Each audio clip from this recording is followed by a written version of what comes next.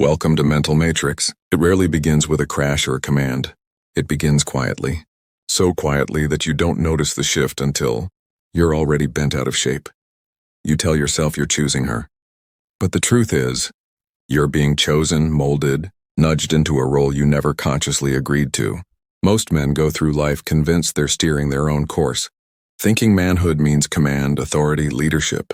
But if you look carefully, the direction of their lives is often guided not by dominance, but by something far subtler, the unspoken expectations of a woman's gaze. From childhood, women are taught to reflect rather than to act, to exist as contrast, as mirror, as the other. But in that role lies a hidden power. When she looks at you with admiration, you stand taller. When she looks away, your confidence crumbles. You imagine you're building yourself, but you're really constructing the version of yourself she rewards. This is the invisible trap, the illusion that you're autonomous while in reality, you're bending to silent approval. You call it romance. You call it partnership. But beneath the flowers and vows, there's a deeper game at play. A man starts thinking he is most loved when he bends, but in bending he loses the very strength she once admired. The more he surrenders, the less she respects him, and she despises the mask she placed on him, because it hides the man she first desired. The control isn't loud. It's psychological.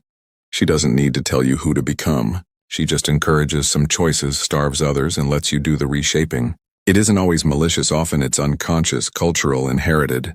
But it works. Think about it. The haircut you kept because she liked it.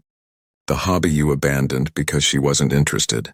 The job you justified as practical, but really chose to impress her.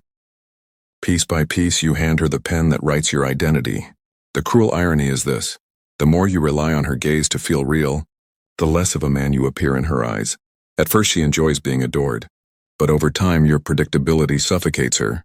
She grows distant, uninterested, not because she's evil, but because the performance has drained the attraction.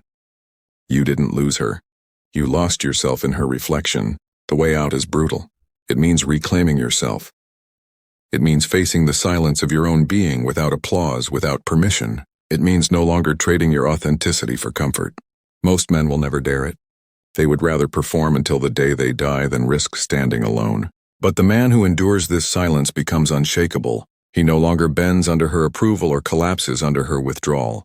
He no longer seeks the mirror. And in that independence, paradoxically, he becomes the man women cannot control and the only kind of man they can truly respect. This doesn't mean rejecting women. It means rejecting the lie that your worth comes from their eyes. Only when you choose yourself fully can you meet her as an equal. Only then does love become something real, free from masks and mirrors. Most men never reach this point. They die as actors in someone else's play.